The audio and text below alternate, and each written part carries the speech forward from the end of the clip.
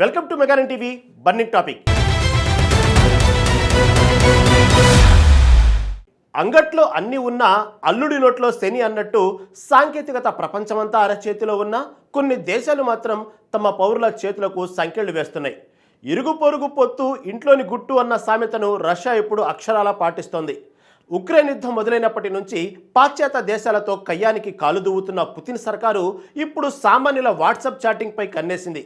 America tech దిగ్గజం మెటాకు shock ఇస్తూ సొంత డబ్బా కొట్టుకునేందుకు సిద్ధమైంది. అసలు రష్యాలో ఏం జరుగుతుంది?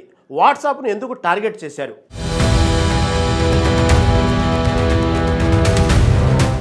నేటి డిజిటల్ యుగంలో సమాచారం ఒక ఆయుధం. ఎవరి చేతిలో డేటా ఉంటే వారే అసలైన విజేత. సరిగ్గా ఇదే యుద్ధం ఇప్పుడు రష్యా గడ్డపై జరుగుతోంది. ప్రపంచవ్యాప్తంగా కోట్లాది మంది వాడుతున్న మెసేజింగ్ యాప్ వాట్సాప్ ఇప్పుడు రష్యా ప్రభుత్వం కన్నెర్ర చేస్తోంది. ఏ క్షణమైనా ఈ యాప్ అక్కడ మూతపడవచ్చు అనే సంకేతాలు వస్తున్నాయి. అసలు రష్యా ఎందుకు వాట్సాప్ను టార్గెట్ చేస్తోంది?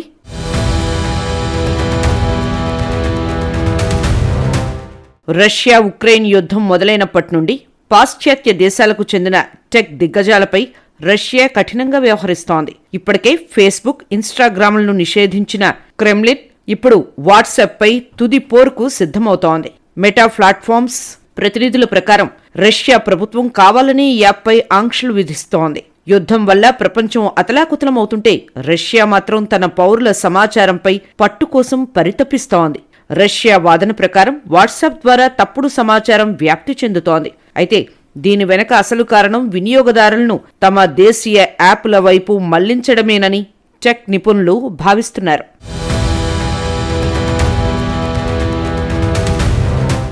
రష్యా వ్యూహం కేవలం ఒక యాప్ను ఆపడం కాదు, మొత్తం ఇంటర్నెట్ వ్యవస్థనే తన గుప్పెట్లోకి తీసుకోవడం. దీన్నే సావరిన్ ఇంటర్నెట్ అని పిలుస్తారు. విదేశీ కంపెనీల ప్రభావం తగ్గించి రష్యన్లకు రష్యా సాఫ్ట్వేర్ మాత్రమే అందుబాటులో ఉండాలనేది ప్రభుత్వ పట్టుదల. రష్యా తీసుకుంటున్న ఈ నిర్ణయాలు ఒక అదృశ్య గోడను నిర్మిస్తున్నాయి. విదేశీ టెక్ కంపెనీలు తమ దేశంలో వ్యాపారం చేయాలంటే అవి రష్యా ప్రభుత్వ నిబంధనలకు తలొగ్గాలి, లేదంటే తలుపులు మూసేయాల్సిందే. మెటా ప్లాట్ఫామ్స్ ప్రతినిధులు ఈ పరిణామాలను తీవ్రంగా ఖండిస్తున్నారు. రష్యా ప్రభుత్వం ప్రజల స్వేచ్ఛను హరిస్తోందని, స్వతంత్ర సమాచార మార్పిడిని అడ్డుకుంటోందని వారు ఆరోపిస్తున్నారు. నోరు మూయిస్తే మాట ఆగుతుంది కానీ ఆలోచన ఆగుతుందా అన్నట్లుగా వాట్సాప్ ఆపినా ప్రజలు ప్రత్యామ్నాయ మార్గాలు వెతుక్కుంటారనేది వారి అభిప్రాయం. కానీ రష్యా మాత్రం పట్టువదలని విక్రమార్కుడ్లా తన పంథాలో ముందుకెళ్తోంది. ఇప్పటికే వాట్సాప్ వేగం తగ్గించటం, సర్వీస్ అంతరాయాలు కల్పించటం ద్వారా ప్రజలను విసిగించి వారు సొంతంగా యాప్ మారిపోయేలా చేస్తోంది.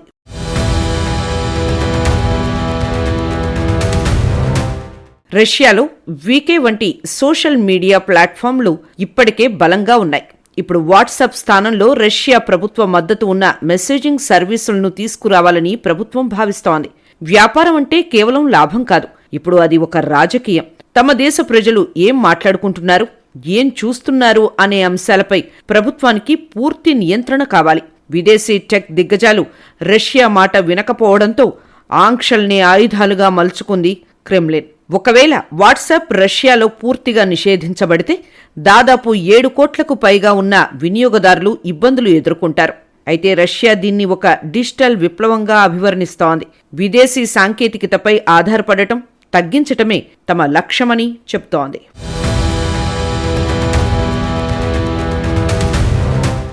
లోకం ఇప్పుడు యుద్ధ విమానాలతో మాత్రమే కాదు, ఒక చిన్న స్మార్ట్ ఫోన్ స్క్రీన్ మీద కూడా యుద్ధం చేస్తోంది.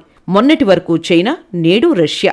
అగ్రరాజ్యం అమెరికాకు, ఆ దేశ టెక్ దిగ్గజాలకు వణుకు పుట్టించేలా రష్యా అడుగులు వేస్తోంది. తన ఇంటి దీపం తానే వెలిగించుకోవాలి అనుకుంటున్న రష్యా వ్యూహం ఏంటి? మెటా అధినేత జుకర్బర్గ్కు పుతిన్ ఇస్తున్న వార్నింగ్ ఏంటి? ఒకప్పుడు రష్యా అంటే కేవలం చమురు, ఆయుధాలకు మాత్రమే పరిమితం అనుకునేవారు. కానీ ఇప్పుడు కాలం మారింది. పాశ్చాత్య దేశాలు విధించిన ఆంక్షలు రష్యాను ఆలోచనలో పడేశాయి. అమెరికా ప్లాట్ఫారంలపై ఆధారపడితే క్లిష్ట సమయాల్లో ఇబ్బందులు తప్పవని రష్యా గుర్తించింది. అందుకే చైనా బాటలో నడవాలని నిర్ణయించుకుంది.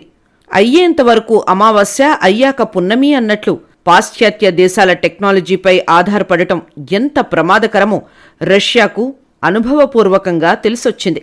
చైనా ఇప్పటికే గ్రేట్ ఫైర్వాల్ పేరుతో గూగుల్, ఫేస్బుక్ వంటి సంస్థలను నియంత్రించి వాటికి బదులుగా విచాట్, బైడు వంటి సొంత వ్యవస్థలను నిర్మించుకుంది. ఇప్పుడు రష్యా కూడా అదే దిశగా ప్రయాణిస్తోంది. స్వదేశీ డిజిటల్ వ్యవస్థను బలోపేతం చేయడం ద్వారా పాశ్చాత్య దేశాల ప్రభావాన్ని పూర్తిగా తుడిచిపెట్టాలని చూస్తోంది. మెటా వంటి సంస్థలు ప్రపంచవ్యాప్తంగా సమాచారాన్ని నియంత్రిస్తున్నాయి. దీన్ని అరికట్టడమే లక్ష్యంగా రష్యా చర్యలు చేపట్టింది. అమెరికా టెక్నాలజీని వాడుకుంటూ వాళ్లకే లొంగిపోవడం కంటే తమ కంచెలో తామే ఉండడమే క్షేమం అని భావిస్తోంది.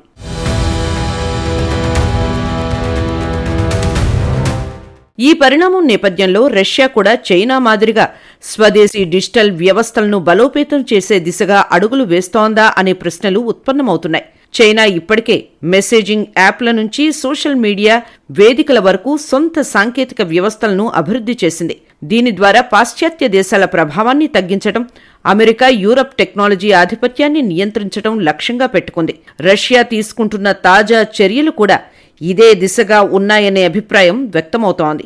ఈ చర్యలు ఒకవైపు మెటా అధినేత మార్క్ జుకర్బర్గ్కు గట్టి సందేశం ఇచ్చినట్టుగా భావించబడుతుండగా, మరోవైపు అమెరికా టెక్ ఆధిపత్యానికి సవాలు విసిరినట్టుగా విశ్లేషకులు చూస్తున్నారు.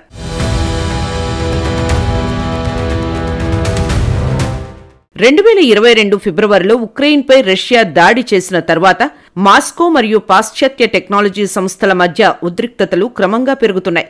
ఈ నేపథ్యంలో రష్యా అధికారులు దేశీయంగా అభివృద్ధి చేసిన మ్యాక్స్ అనే యాప్ను ప్రోత్సహిస్తున్నట్లు సమాచారం. ఇది ప్రభుత్వ మద్దతు ఉన్న యాప్గా ప్రచారం జరుగుతోంది.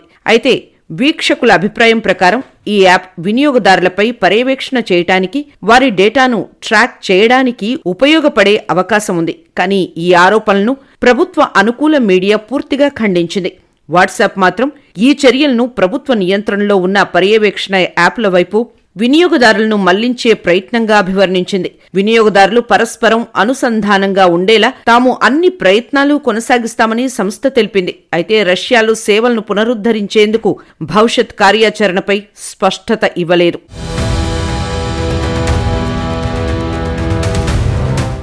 అయితే విమర్శకుల అభిప్రాయం ప్రకారం ఈ యాప్ వినియోగదారులపై పర్యవేక్షణ చేయడానికి, వారి డేటాను ట్రాక్ చేయడానికి ఉపయోగపడే అవకాశం ఉంది. కానీ ఈ ఆరోపణలను ప్రభుత్వ అనుకూల మీడియా పూర్తిగా ఖండించింది. వాట్సాప్ మాత్రం ఈ చర్యలను ప్రభుత్వ నియంత్రణలో ఉన్న పర్యవేక్షణ యాప్ల వైపు వినియోగదారులను మళ్లించే ప్రయత్నంగా అభివర్ణించింది.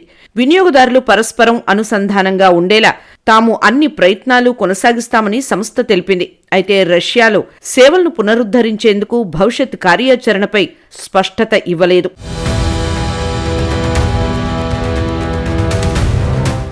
ఫైనాన్షియల్ టైమ్స్ నివేదిక ప్రకారం రష్యా కమ్యూనికేషన్ నియంత్రణ సంస్థ రోస్కోమనాద్జోర్ తన ఆన్లైన్ డైరెక్టరీ నుంచి వాట్సాప్ను తొలగించింది. రష్యాలో సుమారు 10 కోట్ల మంది వినియోగదారులు ఈ యాప్ను ఉపయోగిస్తున్నారని అంచనా. అందువల్ల ఇది దేశంలో అత్యంత ప్రజాదరణ పొందిన మెసేజింగ్ ప్లాట్ఫామ్లలో ఒకటి. ఈ చర్యను రష్యా డిజిటల్ విధానంలో మరింత కఠినతరమైన అడుగ్గా భావిస్తున్నారు. రష్యా ప్రభుత్వ అధికార ప్రతినిధి దిమిత్రీ పెస్కోవ్ ప్రకారం వాట్సాప్ సేవలు తిరిగి ప్రారంభం కావాలంటే రష్యా చట్టాలను పూర్తిగా పాటించాల్సి ఉంటుంది. మెటా సంస్థ స్థానిక అధికారులతో సహకరిస్తే పరిష్కారం సాధ్యమవుతుందని ఆయన తెలిపారు. కానీ చట్టాలకు అనుగుణంగా వ్యవహరించకపోతే ఎలాంటి ఒప్పందానికి అవకాశం ఉండదని స్పష్టం చేశారు. ఫైనాన్షియల్ టైమ్స్ నివేదిక ప్రకారం రష్యా కమ్యూనికేషన్ నియంత్రణ సంస్థ రోస్కోమనాద్జోర్ తన ఆన్లైన్ డైరెక్టరీ నుంచి వాట్సాప్ను తొలగించింది. రష్యాలో సుమారు 10 కోట్ల మంది వినియోగదారులు ఈ యాప్ను ఉపయోగిస్తున్నారని అంచనా. అందువల్ల ఇది దేశంలో అత్యంత ప్రజాదరణ పొందిన మెసేజింగ్ ప్లాట్ఫామ్లలో ఒకటి. ఈ చర్యను రష్యా డిజిటల్ విధానంలో మరింత కఠినతరమైన అడుగ్గా భావిస్తున్నారు.